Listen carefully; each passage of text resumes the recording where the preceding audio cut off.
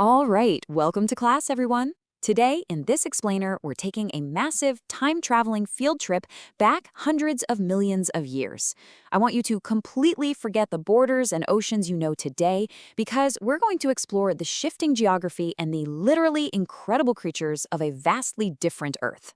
Okay, so let's kick things off by defining exactly what we're talking about here. Dinosaurs.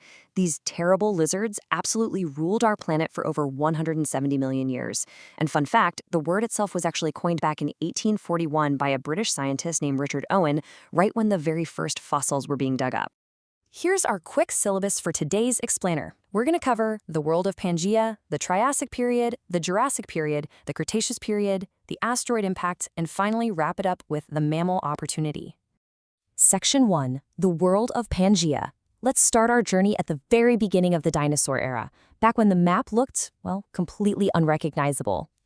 Now consider our starting point, the ancient supercontinent of Pangaea.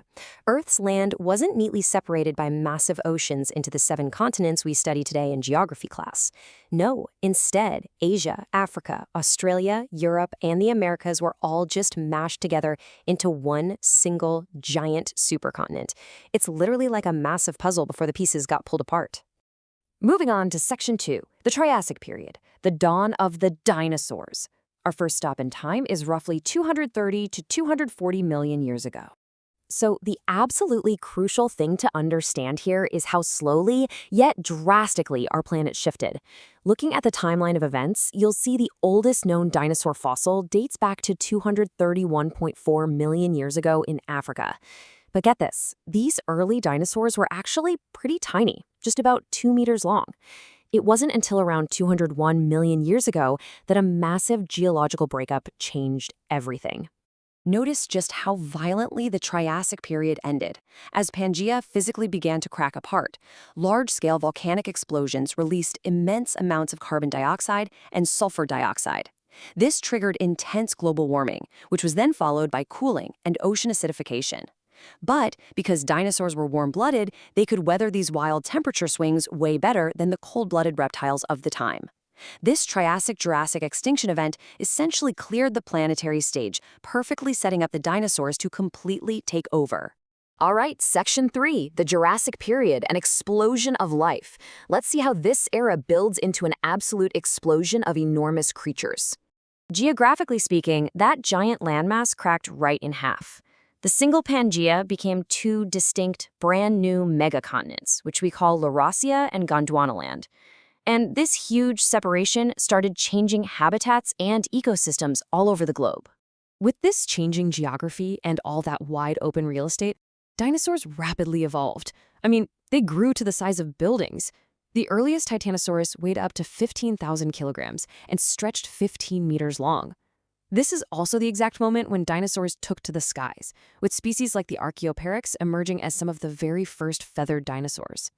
Section 4, the Cretaceous period, the longest dinosaur era. We're fast-forwarding to 145 million years ago, a time when life flourished literally like never before. If we compare the data between these periods, you can clearly track the progression of our geography lesson. The climate shifted from the dry and arid single continent of the Triassic straight through the volatile split of the Jurassic, all the way to a lush, warmer climate with high sea levels in the Cretaceous. By this point, those 2 massive supercontinents were breaking apart even further, slowly drifting toward the modern-day layout of the continents we recognize today. And honestly, here is a mind-blowing fact to put this immense timeline into perspective. The infamous T-Rex didn't actually live during the Jurassic period. It evolved during the late Cretaceous, about 68 million years ago. So since the Jurassic period ended 145 million years ago, you and I are actually closer in time to the fearsome T-Rex than the T-Rex was to the end of the Jurassic period. How wild is that? Section 5, the asteroid impact, the end of an era. The Cretaceous period was pretty much a dinosaur paradise, but 66 million years ago, their luck violently ran out. Okay, time for a pop quiz class. Let's see if you can solve the geological cold case of how this incredible reign ended. Think back to the timeline we just discussed and imagine the immediate aftermath of a giant rock hitting the Earth. When exactly did the asteroid hit, and how long did the devastating nuclear winter last? Well, here are the shocking answers. A massive asteroid, 10 to 15 kilometers wide, slammed into what is now the Yucatan Peninsula in Mexico exactly 66 million years ago. It was traveling at 30 kilometers per second, which is like 150 times faster than a jet. The impact threw so much dust into the atmosphere that it completely blocked global sunlight for an entire year, plunging the Earth into freezing temperatures for 3 long years. To put that into perspective, the explosive energy released by this impact is almost incomprehensible. It was the equivalent of 100 teratons of TNT. That means it was 1 billion times more powerful than the atomic bombs dropped in World War II. Everything within thousands of kilometers was instantly incinerated, and that was followed by 2-kilometer-high tsunamis and global wildfires. Thinking about this step by step brilliantly illustrates the catastrophic chain reaction that followed the blast. With the sun totally blocked, step 1 naturally led to step 2. Photosynthesis became impossible, so plants died out rapidly. Step 3, the giant herbivores completely ran out of food and starved. And finally, step 4, the apex carnivores, like our friend the T-Rex, had absolutely no prey left. More than 75% of all plant and animal species were completely wiped out. Now, you might be wondering how geologists actually know all this. Well, it's written right there in the Earth's crust. Scientists found a global layer of a really rare space mineral called iridium that dates back exactly 66 million years. Even more fascinating, they found a 180-kilometer-wide crater hidden mostly underwater in Mexico, and the edge of this crater is perfectly mapped out on land by a massive ring of natural sinkholes known as cenotes.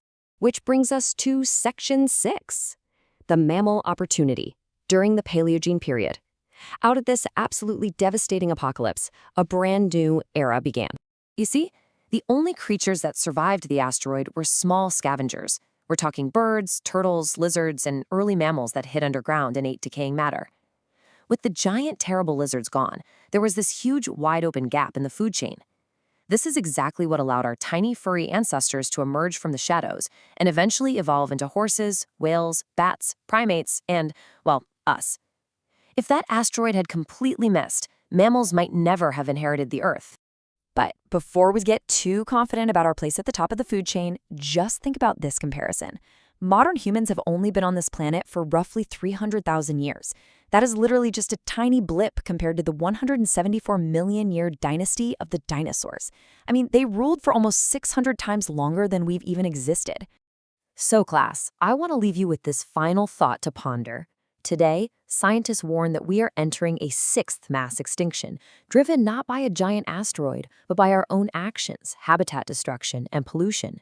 Given the rapid environmental changes we're causing right now, do you think we can alter our course and survive even a fraction as long as the terrible lizards did? Class dismissed.